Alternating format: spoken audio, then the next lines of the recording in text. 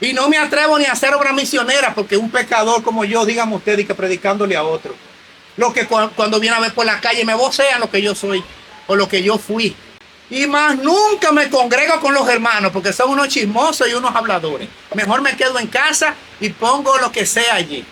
Miren estos pecados que también hice en 1995. Es que yo conozco a esa joven. Si estaba por ahí en este. Y les place. Como que tienen un morbo de estar arrastrando y sacando a la luz pecados que están en el fondo del mar. Feliz y santo sábado.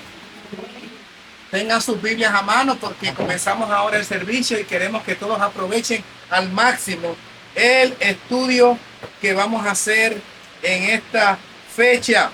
A todos que Dios les bendiga, a todos Dios les guarde de manera rica y abundante.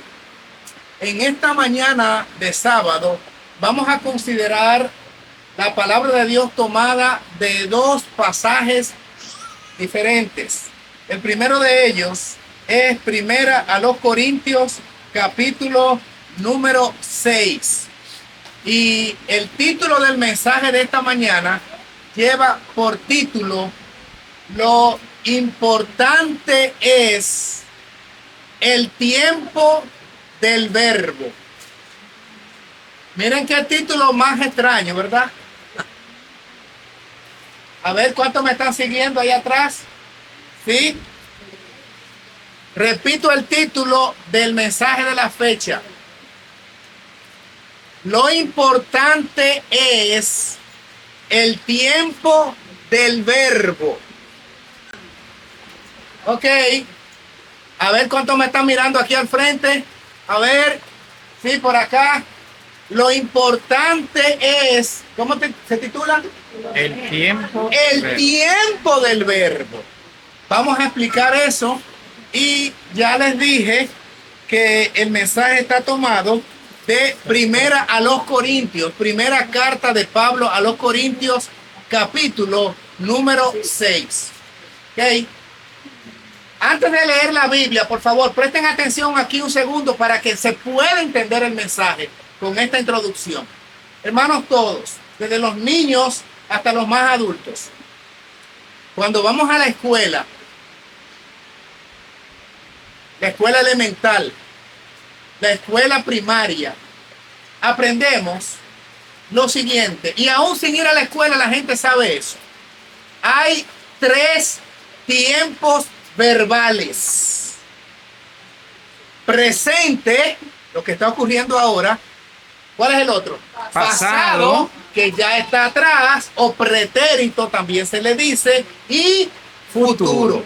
Esos son los 3 tiempos verbales, de los cuales se derivan otras inflexiones verbales, que pretérito perfecto, que pluscuamperfecto y demás. Pero esos son los básicos: presente, pasado y futuro.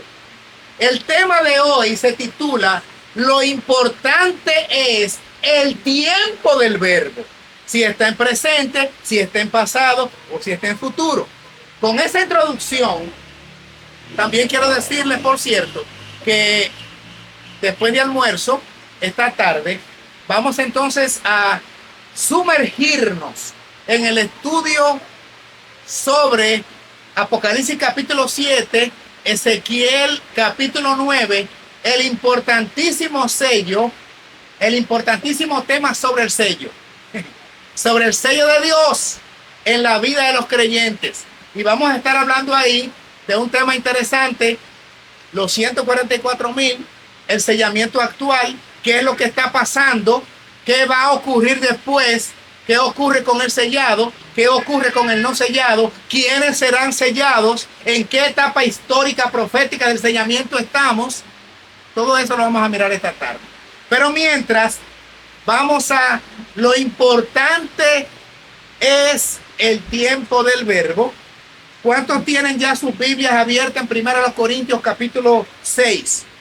Amén. Bien. Acompáñenme a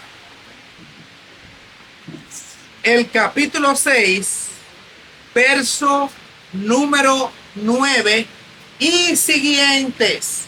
Primero los Corintios 6, comenzando a leer el versículo 9 y siguientes. Dice la palabra escritural inspirada, citamos. Una pregunta.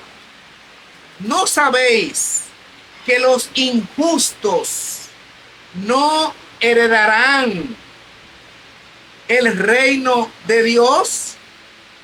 No se engañen, ni los fornicarios, ni los idólatras, ni los adúlteros, ni los afeminados, ni los que se echan con varones. La Biblia es clara, directa, específica, contundente y sin rodeo. Está hablando no a la agenda LGBT, no a las lesbianas, no a los gays, no a los bisexuales, no a los transgéneros. La Biblia no da rodeo, no, para que se entienda, no. Los que se acuestan con varones, los afeminados no entrarán en el reino de los cielos. Eso es lo que está leyendo aquí el texto. La Biblia es clara, directa, específica y contundente. Ah, no, que los homofóbicos, que ustedes son homofóbicos, que están con discurso de odio, que ustedes están tergiversando las cosas, que tienen discriminación, que segregan a un sector importante y productivo de la sociedad. Amigos queridos de la agenda LGBT, de la ONU, de los 193 naciones, los congresos que están legislando, yo estoy leyendo de la Biblia directamente inspirada por Dios a través de los profetas y apóstoles, y aquí lo que está diciendo es que las personas que practican esas cosas no entrarán en el reino de los cielos. Tienen que hacer una reunión en la plaza y quemar las Biblias. Tienen que perseguir a todo el que predica esto, porque yo estoy leyendo de la Biblia lo que el Dios del cielo, creador del cielo y la tierra, inspiró, y yo lo estoy leyendo. Y todo el que tiene aquí Biblia lo está leyendo. Y también la Biblia comenzó diciendo que los injustos, ¿quiénes son los injustos? Los que no practican la justicia. O sea, los que están abiertamente en violación a la ley de Dios. ¿Esto es duro? Sí, podría serlo. Para una sociedad modernista, para la sociedad de la generación cibernética, para los que estamos viviendo en la etapa de la inteligencia artificial, para los que estamos viviendo en la etapa de la cibernética y de la robótica. Para los que estamos viviendo en la era espacial, para los que estamos viviendo en la época donde los robots están sustituyendo a los humanos, donde se está predicando la igualdad de género, donde se está intercambiando los conceptos, y a lo bueno se le llama malo y a lo malo se le llama bueno, y donde hay un intercambio de valores y donde los principios básicos del cielo son tirados por el suelo para atraer la cultura modernista de la sociedad. Yo estoy predicando en octubre del 2024 con todo el avance científico, y donde para muchos esto es fábula y es obsoleto y no es actualizado y no debe cumplirse y no debe obedecerse, porque todo de acuerdo a los modernistas ha cambiado, y por lo tanto esto no tiene validez. Dicen ellos que la palabra de Dios no tiene validez. ¿Cuántos aquí creemos que la Biblia y la palabra de Dios es vigente hoy en octubre 12 del 2024? Ustedes levantaron la mano y yo también las levanto uniéndome a ustedes. Amén. Porque yo también lo creo. ¿Qué les parece? Y seguimos leyendo el texto, que tiene algunas cositas más. Versículo número 10. Después que habló de los afeminados, de los que se echan con varones, de los que cambian los conceptos de lo que es la vida matrimonial normal. Verso 10. Ni los ladrones, continúa la lista, ni los avaros, ni los borrachos, perdónenme las casas licoreras, que son las que abastecen los gobiernos y le dan millones y millones. Perdonen, yo estoy leyendo la Biblia, no me estoy inventando nada.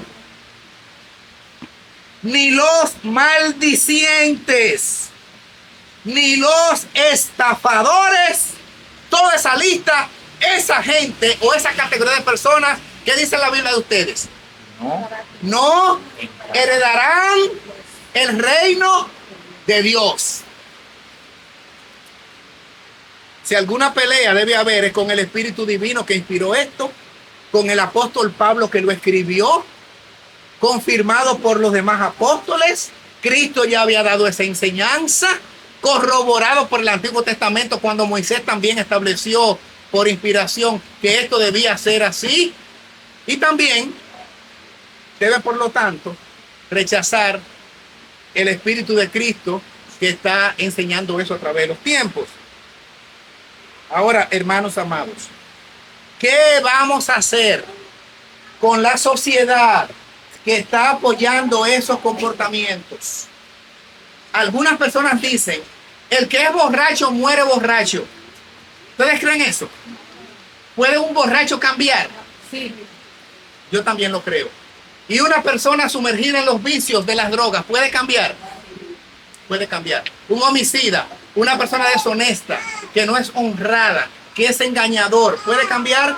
Y un mentiroso puede cambiar. Amén. Y una persona de vida licenciosa, que los hombres hoy día se llaman varones y machos cuando tienen mujeres por aquí, mujeres por allá, aunque no puedan con su propia vida, pero quieren cargarla de otro. Y una persona en tal circunstancia puede cambiar, puede cambiar.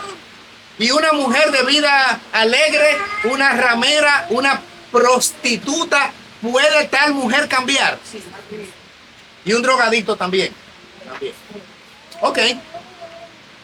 Sin embargo, la ciencia está diciendo hoy, y yo no estoy de acuerdo, que una persona que nace con tendencias de atracción hacia alguien de su mismo sexo no puede cambiar porque vino con una genética torcida o doblada. O sea, una lesbiana que siente atracción hacia una mujer, no le gustan los hombres, sino las mujeres. Un hombre que no le gustan las mujeres, sino que su atracción es para otro hombre. Un homosexual. La Biblia está hablando de eso. Tal persona puede cambiar. Si yo diría que una persona así, con esa desviación, que es pecado, dice injusticia eso la Biblia, no puede cambiar.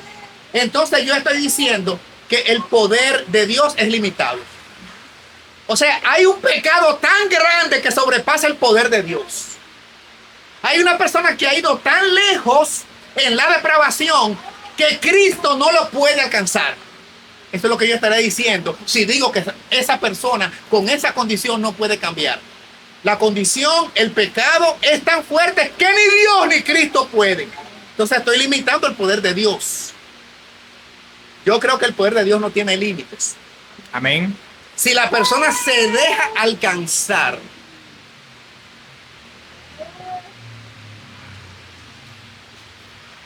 ¿cuál es el título del tema de hoy? Lo importante es el verbo. el tiempo del verbo. Y ustedes me dijeron al principio que hay tiempo presente, tiempo pasado y tiempo Futuro. Vamos a seguir leyendo entonces. 1 Corintios 6. Versículo 11 es clave en el desarrollo del mensaje que estamos presentando. Dice mi Biblia, en la versión que yo estoy usando, que es la Reina Valera Gómez. Después de dar la lista que ya describimos aquí, el 11 dice, y eso eran algunos de ustedes. Ese vosotros es ustedes. Mas ya, ahora, en este punto, son lavados. Ya son santificados.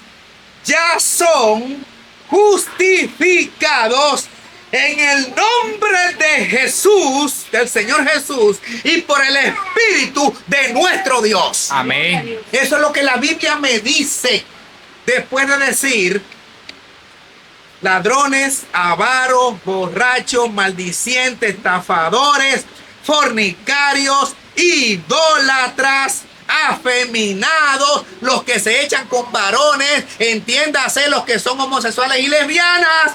Pablo le está predicando a una iglesia grande en un pueblo que se llamaba Corinto.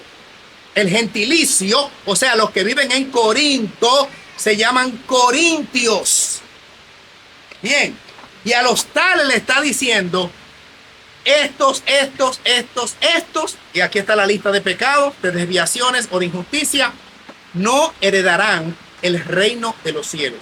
O sea, no pueden salvarse, porque están destituidos de la gracia de Dios sin arrepentimiento y sin conversión.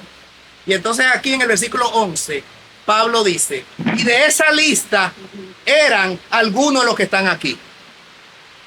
O sea que en esa congregación, en un pasado, habían borrachos, habían maldicientes, habían estafadores, habían ladrones y avaros, y habían homosexuales, porque Corinto era una ciudad muy corrupta.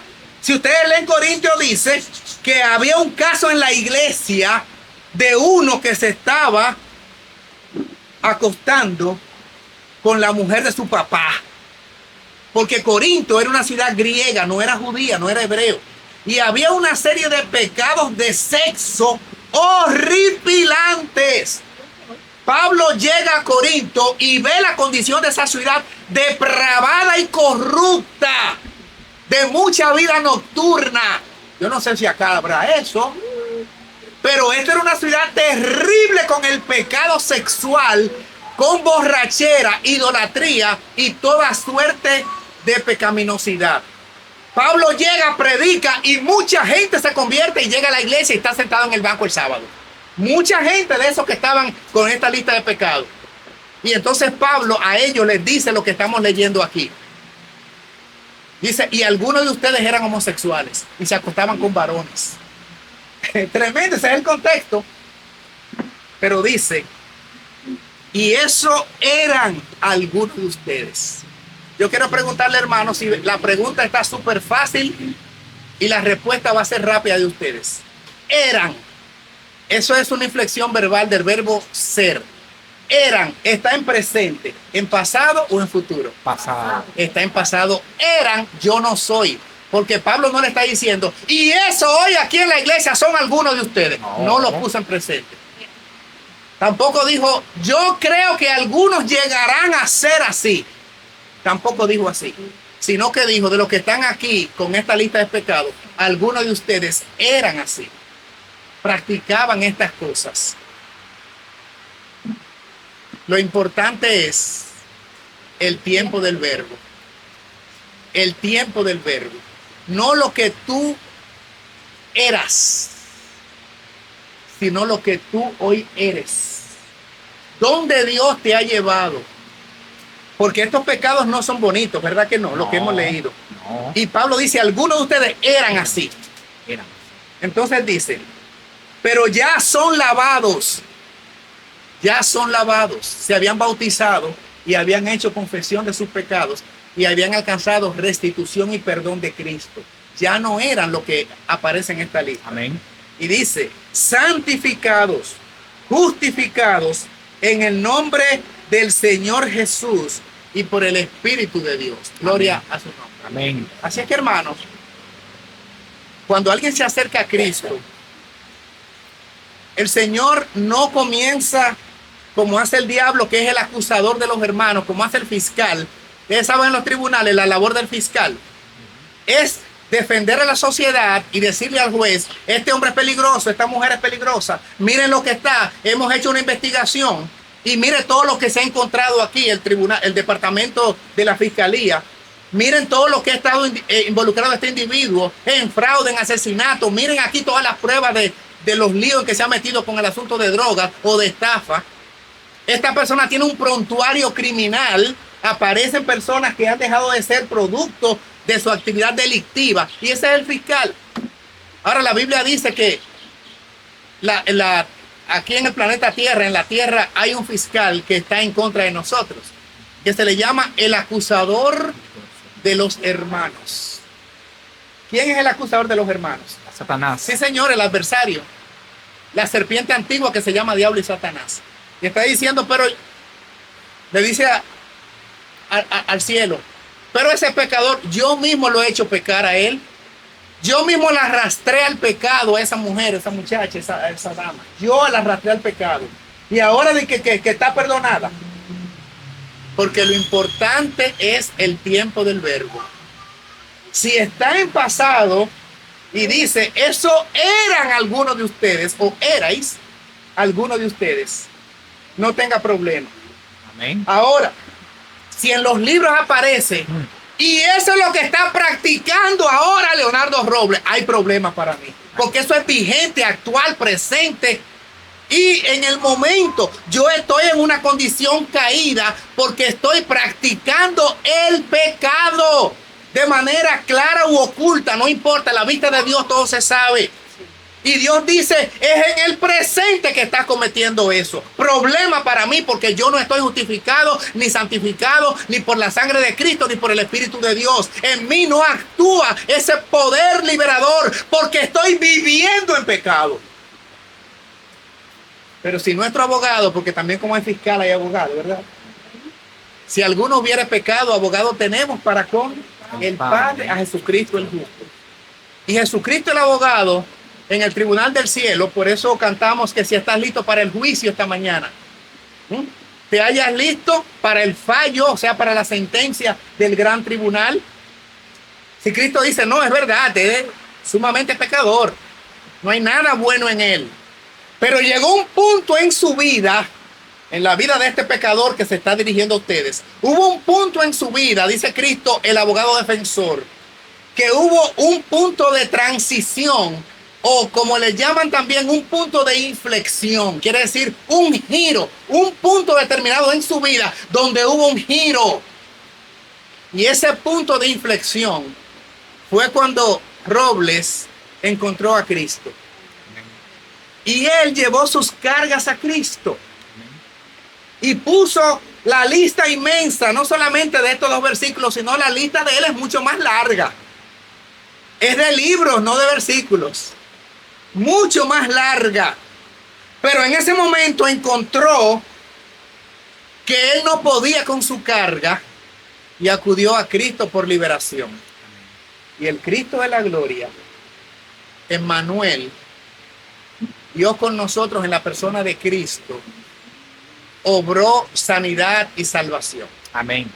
Así es que lo que está diciendo el mentiroso fiscal, el adversario, la serpiente antigua, no corresponde porque está poniendo los pecados de él en tiempo presente como si los estuviera cometiendo.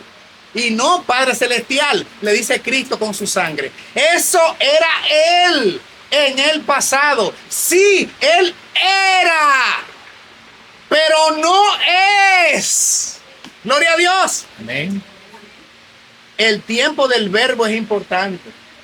Y Dios toma tus pecados, los echa en el fondo del mar para no acordarse más de ellos, como si tuviera amnesia o Alzheimer. Porque no los recuerda. Y cuando el diablo los quiere presentar como que son actuales, Cristo dice, eso era ella, eso era él.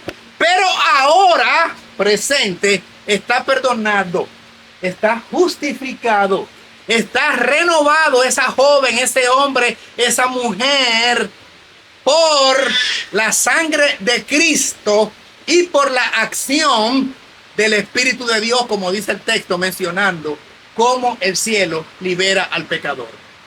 Así que, hermanos amados, ¿eso es una buena noticia o no? Amén, muy buena.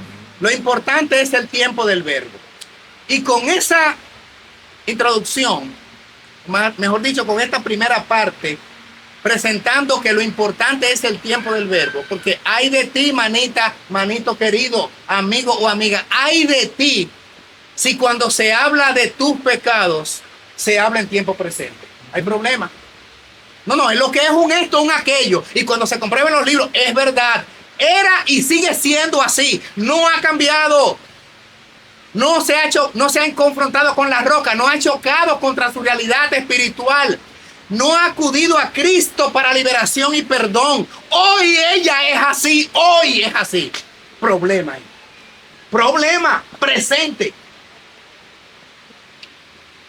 Cuando Dios, a través de la sangre de Cristo, perdona los pecados y esto queda en el pasado, usted sabe quién le gusta siempre traerlo al presente: el enemigo. Porque para él siempre los pecados están en tiempo presente. Para él sí. ¿Y sabe a quién usa el diablo? A la gente. ¿Y sabe a quién usa para que sus pecados sean puestos en tiempo presente? A los miembros de la iglesia. Óigame por aquí, por el canal, óigame por el canal. A los miembros de la iglesia. ¿Sabe a quién usa el diablo para poner tu pecado en tiempo presente? A los miembros de los ministerios. ¿Sabe a quién usa el diablo para acusarte y poner tu pecado en tiempo presente? A algunos que están en los campos y en la montaña. ¿Sabe a quién usa el diablo para poner tu pecado en tiempo presente? A algunos que son vegetarianos y viven la reforma por salud, supuestamente. ¿Sabe a quién usa el diablo para poner tus pecados en tiempo presente? Algunos que no usan medicamentos convencionales, sino los remedios de Dios. Algunos usa el diablo para acusarte, desanimarte, alejarte de la presencia divina y quitarte tu paz, haciendo que tus pecados ya perdonados sean confrontados y traídos en tiempo presente. Fulano de tal hermano, tal hermano. ¿Quién? Pero yo conozco a esa persona. En el año 2000, él hizo esto, y esto. Que a mí me consta que en el año 2000 hizo esto. Y en el año 1995, y siguen escarbando. Miren estos pecados que también hice en 1995. Es que yo conozco a esa joven. Si estaba por ahí en este. Y les place. Como que tienen un morbo de estar arrastrando y sacando a la luz pecados que están en el fondo del mar y que Dios dice: los eché allá para no acordarme más de ellos porque hoy es mi hijo. Pero el diablo usa cualquiera que no esté santificado para bucear en el fondo del mar, traer esos pecados y comenzar a tirarlo hasta por las redes sociales. Comienzan a tirarlo por las redes y mira lo que lee porque yo lo conozco. A mí nadie me diga ay. Y te tiran 15 pecados. 14 son mentiras y uno es exageración, pero lo montan ahí. 14 son mentiras y uno es exageración, pero presenta 15 pecados tuyos. Exagerados, cambiados, alterados, mentiras, no fue así. Es un invento tuyo, pero te están haciendo daño. Porque es el trabajo del diablo, que es picar. ¿Qué hace el creyente cuando mira eso? Se desanima. ¿Y yo para qué seguir? ¿Y yo para qué continuar con esta vida cristiana? Si yo soy un... ¿Cuál es el uso? Ahí viene entonces el trabajo del enemigo. Te desencanta, tú echas para atrás, te debilitas en tu vida devocional, ya tú no oras igual porque estás triste, estás agobiado o agobiada. Y más nunca me congrego con los hermanos porque son unos chismosos y unos habladores. Mejor me quedo en casa y pongo lo que sea allí. Una música, lo que fuere, pero nada que ver. Y no me atrevo ni a hacer obra misionera porque un pecador como yo, dígame usted, y que predicándole a otro. Lo que cuando viene a ver por la calle me vocean lo que yo soy o lo que yo fui. El que escribe ese texto, el apóstol Pablo, antes de ser el gran apóstol Pablo, el escritor más prolífero del Nuevo Testamento, escribió 14 de los 27 libros. Era un perseguidor de los cristianos y aprobaba la muerte de los fieles porque era sumamente fanático en su religión y no quería saber de Cristo. Del Cristo que murió en la cruz, Saulo no quería saber. Tú sigues a ese hombre llamado, hay que llevarlo preso y arránquele la cabeza y apedrenlo, como estaba gozando cuando estaban apedreando a Esteban. Ese era Saulo, el que ahora está diciendo, eso erais algunos. Pero resulta que entre esos eran algunos estaba Pablo. Entre esos homicidas y que se gozaban con la maldad de hacerle daño a los cristianos, entre esos estaba en primera línea allí Saulo, que llegó a ser el gran apóstol Pablo. Amén. La Biblia relata en el libro de los Hechos, simplemente se lo voy a mencionar para no ir al texto y ir a la otra porción de la Biblia que vamos a considerar hoy, que cuando Saulo es confrontado en el camino a Damasco y viene allí el resplandor del cielo que lo tumba del caballo, a veces a nosotros hay que tumbarnos del caballo para que reaccionemos, porque estamos enfocados que así es, esto es lo correcto y por aquí voy, y Dios tiene que decir yo te amo mucho, tengo que hacer algo contigo y darte un estrellón del caballo y ahí y dejarte ahí y ciego. Entonces, Señor, ¿quién eres? ¿Qué es esta luz? ¿Qué es lo que me está pasando?